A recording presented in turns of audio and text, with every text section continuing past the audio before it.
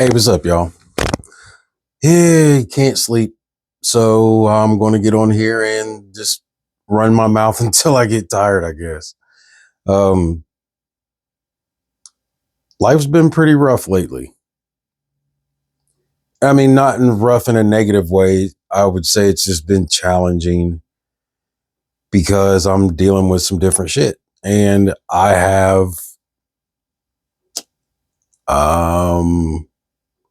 I have a lot of work to do. I mean, obviously posting content. I'm working on music, new songs, old songs, trying to put together an album and all that good shit.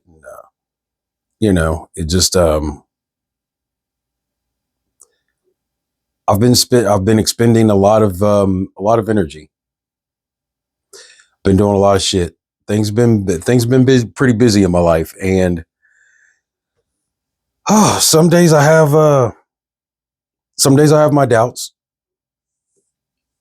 Where it's going to go, how I'm going to end up, what my near future is going to look like, and how my recent past is affecting it. I've been thinking about a lot of things that have happened in my life that have got me to this point. I been thinking a lot about my childhood, trying to uncover things and try to figure out how it ties into what I'm becoming, the person that I am, the person that I'm going to be tomorrow and the day after. How does that factor into what I'm trying to do with my life? And honestly, the a lot of my childhood traumas, the core traumas that I've been dealing with, I've kind of dove into them somewhat. It's challenging to look at that little fat kid and figure out what hurt him. It's doing the work is rough. Doing the work is rough, and it is a very it's a cathartic experience, and like I said, there's a lot of growth involved, and I have grown a lot over the years, over the last couple of years that I've been, and a lot of it jump started with me leaving my ex-wife. A lot of it started there. I just couldn't understand why we just fucking fought so much. Like, we claim to love each other so much, but we're always fighting, and we're always digging at each other, and we're always putting each other down and making each other feel small. And I did as much of that as she did. And but one of us had to break, one of us had to give. And it's like, enough is enough, and at that point I decided, like, I got to stop beating myself up. I got to stop hurting her. I got to stop letting her hurt me. You know, I, we were both pretty toxic. We were both pretty toxic. And I mean, yeah, it is what it is. We all go through things in life, and it's either going to make us or break us. And even when it breaks us, it still makes us in the end, because it turns us into something different. That definitely turned me into somebody different. And I've been getting to know that dude for quite a while, and I actually like who he is. I was telling a friend of mine last night, we were talking, and I told him, I sometimes I look down and I'm like, I don't even recognize the shoes I'm in, because I feel like a completely different person than I was 2 years ago. And don't get me wrong, the same old goofy little fat kid, loves his music and wants to see people do good. Yeah, I've always been that person my entire life. I've always been a relatively optimistic and pretty cheerful person. But my marriage was it was a different phase of my life, and I needed that. I needed that growth. And to look back on it, it's I can pick it apart, and that's pretty much what I've been doing in the last 2 years. almost 18, 19 months or so. But yeah, it's March 9th, 2024. That was the day I packed my shit in my mom's car, and I turned around and I didn't look back. And it's been a long process these last year and a half plus. I've learned a lot. I've learned a lot about myself. See, I was kind of getting there in my 20s when I met my ex. I was getting there. I was playing music. I was diving in a little deeper into my spiritual studies. I felt like I was making some progress, and I could feel the confidence starting to come. And of course, the women, once they see the confidence, they're like, "Oh my God, you're so handsome." Yeah, and the the encouragement that I was getting from the people around me and my family, they would come watch me play and stuff, gigs and everything. We would go back to Urbana, and we would play at Catfish Jones. I remember that. Man, that was some good times. And the outpouring of love and support from my family, people I grew up with, people that I would meet on the road and at shows and bars. And we opened up for the Whalers once. Like, yo, it was so awesome. And I was starting to work my way into becoming that dude, 24, 25, 26 years old, and then I met my ex, December 28th, 2003. It's a day that will live in infamy forever. But see, yeah, it is. I mean, it's an infamous day. It's a famous day. It's one of the best days of my life. My whole world changed. It changed, and I had no idea what was in store. And that's the magical nature of life. You never know what you're going to get. You never know. And one of the things that through these videos that I'm trying to impress upon people is we don't know. I would have never thought 20 years ago that I would be sitting in front of my phone talking to you guys the way that I am. I always had a feeling that I would be the type of person who was going to help out the community. And I always figured I would be that guy because I've always had a leaning towards, helping people and not necessarily being a peacemaker. Yeah, I don't really care about peace. I do, but I understand what the sacrifices of peace are. I know what sacrifices you're going to have to make in order to keep the peace. That being said, I've always felt a leaning towards a more spiritual undertaking in my life. Like I always knew that I was going to have something to do with what I'm doing, And I've always had people tell me from when I was a kid, man, that boy's special. You better watch out. That boy got something. That boy got something. God gave him something extra, And I always kind of looked at him funny, like whatever. I'm just like everybody else. We all can do this, which in my mind was sort of naive at the time, but at the same time, I was still aware that we all had this inside of us. We're all created in God's image and likeness. So my journey's it's always been about a spiritual awakening in some way, shape, or form. I was always, like I said, I was a front pew kid and I loved going to church. I loved it.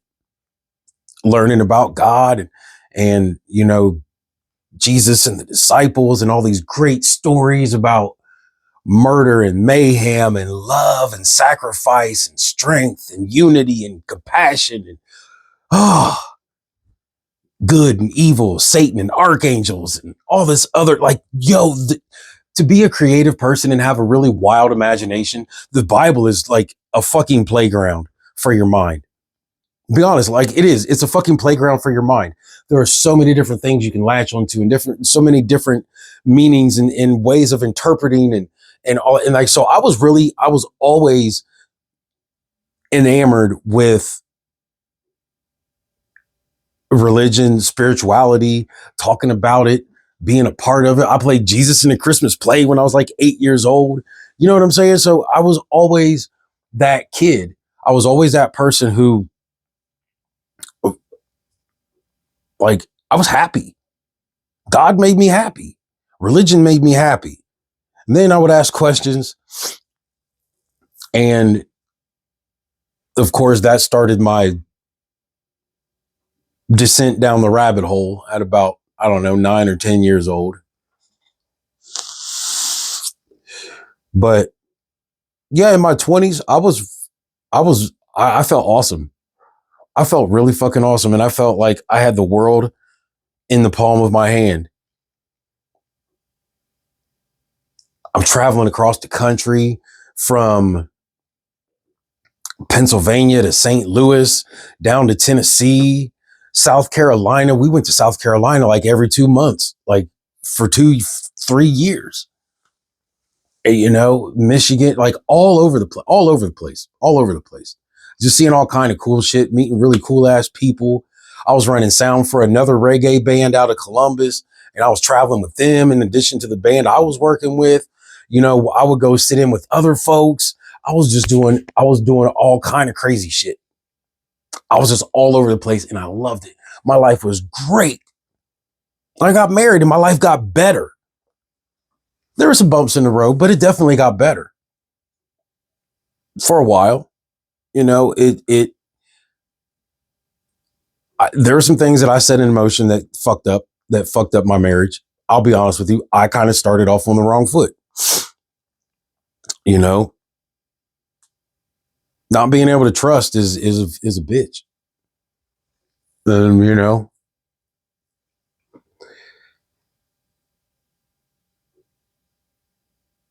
so anyway, you know, I started off my 20s really, really strong.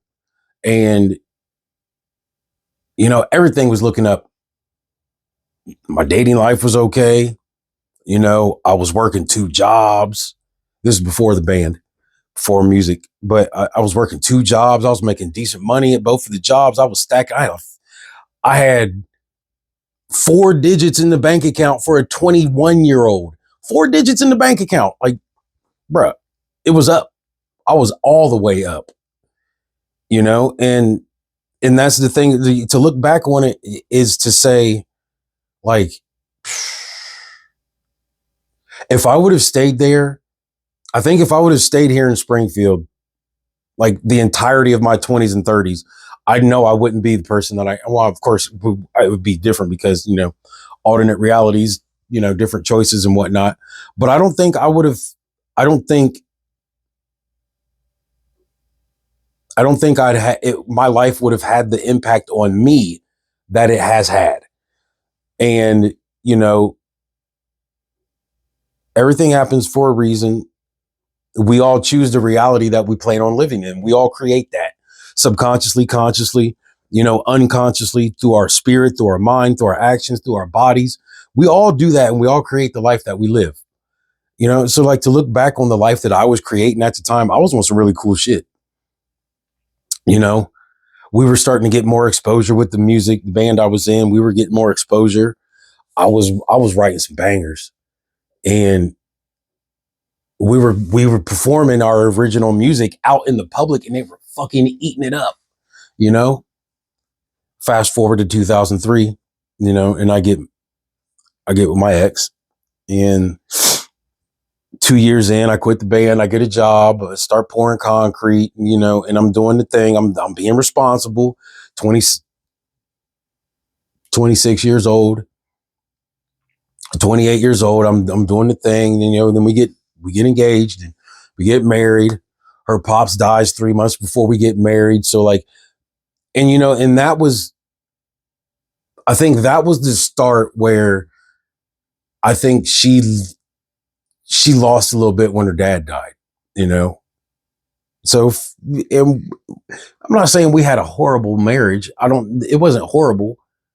We had some rough patches, and I mean, two unhealed people trying to have a successful marriage relationship. It's we didn't understand what we were supposed to do. Plain and simple. We just didn't understand what we were supposed to do. And it hurt a lot. It hurt. That hurt the people around us. We hurt each other. We were raising her brother's kids. It was just crazy. And I learned a lot through those lessons and the situations that we went through, and the environment that we tried to create. We tried to create a family. We did create a family. It was at times it was about as dysfunctional as it could get. But but there were days when it was the most magical experience I've ever had.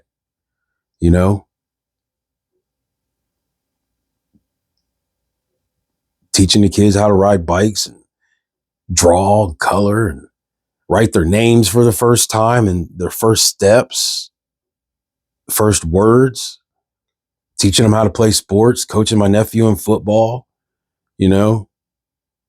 coaching softball with my nieces.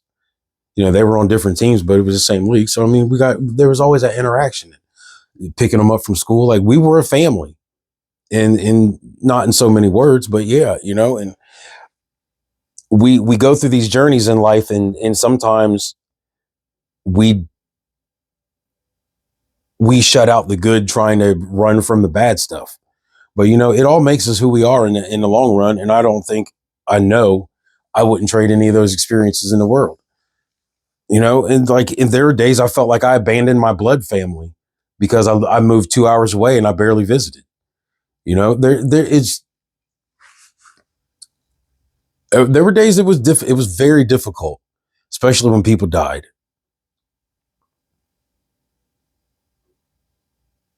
It was very difficult then.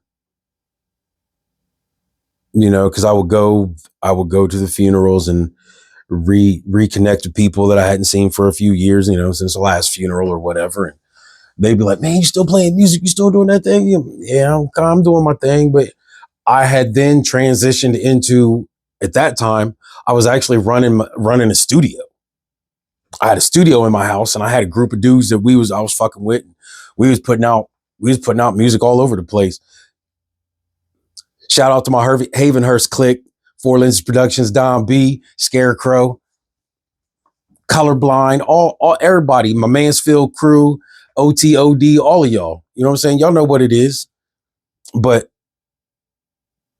I was building a life separate from the one that I grew up in. So there's always that pull, like a tale of two cities almost. And it hurt. It did hurt a lot. On some levels, I felt like I was like turning my back on them. But at the same time, I realized that I was just forging my own path. And that part of my life wasn't supposed to be with them. I had to figure out things on my own. And yes, on some levels, you can do that around the family that you're with. But, like it says sometimes the people in your own clique, your own family, your own circle, your own town, sometimes it's hard for them to understand who you're becoming as a person because they're so close to you. And I think that was part of my motivation for going away. So, maybe I could put some distance between us, and then they could finally see who I am supposed to be. And that actually happened. The first 4 years I was gone, like from 2001 to 2005, that's what I was, traveling and stuff. And I would come back every few months, and they'd be like, "Oh, he's all that shit, still on it." Still doing it. So yeah, no, The last 18 months, I've been looking back on a lot of things, and trying to understand how it moves me. My marriage, boy, trust issues, abandonment issues. You know, I can't even put into words how it's broke me, but it's allowed me to build myself back better. I mean, oh, trust me, there's still some glass on the floor from the mirror I'm trying to put back together and make the disco ball that you see before you. But you know, I don't even know. There's certain days I look back on that and I think, what the fuck was I? Why? Things could have been so much easier if we were healed. But that's the whole thing about it. You know, neither one of us knew what the fuck we were doing, and I think our parents tried to tell us, but you know how you know how we are. You get in love and you think you're 10 foot tall, bulletproof with a 12-inch, and you know it's nobody can tell you nothing. In reality, nobody can tell you nothing because it's your situation. But you know, it broke me.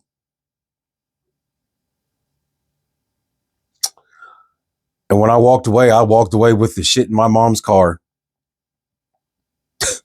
I didn't even have a car.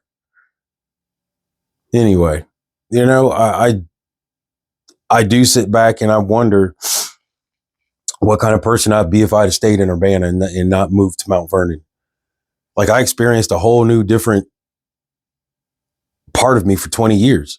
And it turned me into the guy that's sitting here.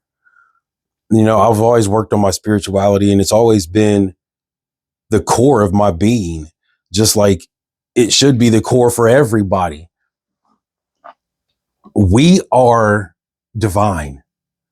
We are from God. The universe is our playground. We are made out of light covered in meat. We're not these bodies. This shirt, this fucking microphone, phone. This doesn't belong to us. The only thing that belongs to us is what's inside of our bodies. The energy that we put forth into this world to create the environment that we live in. You know, and sitting back and thinking about the world that I've created and the journey that I've taken in these 48 years that I've been on this planet. I'm an awesome fucking person. I'm an awesome person. The things that I've done and the people that I've touched, the lives that I've influenced directly or indirectly through whatever I may have done over these 48 years is nothing short of beautiful. I don't regret any of it. Not a single fucking breath. Not a single fucking second. You know, regret comes from things that we don't, excuse me, regret comes from things that don't happen the way that we expect them to or the way that we want them to. Everything is a lesson, and we have to treat every day as such. You know, thinking back on the things that I've like,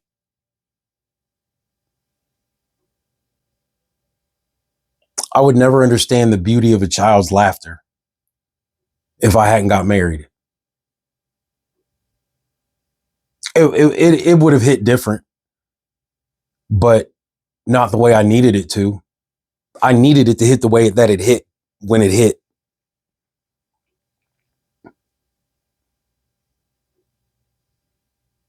I'd never understand how to lead a woman without failing to lead her.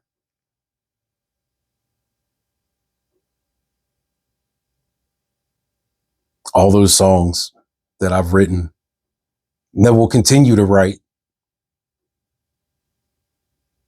would have never done that had I taken the step to move. You know, everything that we do in life is a choice. Some of it may feel like it's not a choice, but our intentions and our ability to manifest our reality sometimes makes the choices that we make ahead of time seem like they're out of our control. I've literally been manifesting every step of my journey the entire way, whether I knew it or not. And so do you. We manifest. I manifested some of this shit from, back in 87.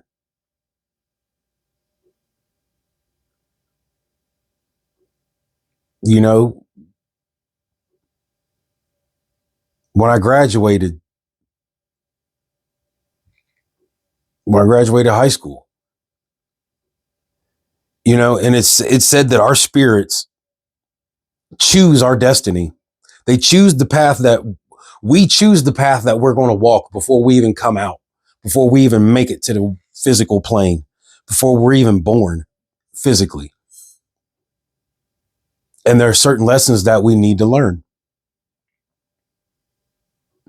Sometimes you need to sit down and take a step back and maybe, search your memories for the information that you need. Like, and you got to sit in it. I've been sitting in mine for 2 years. And I realize I've been sitting in a gold mine.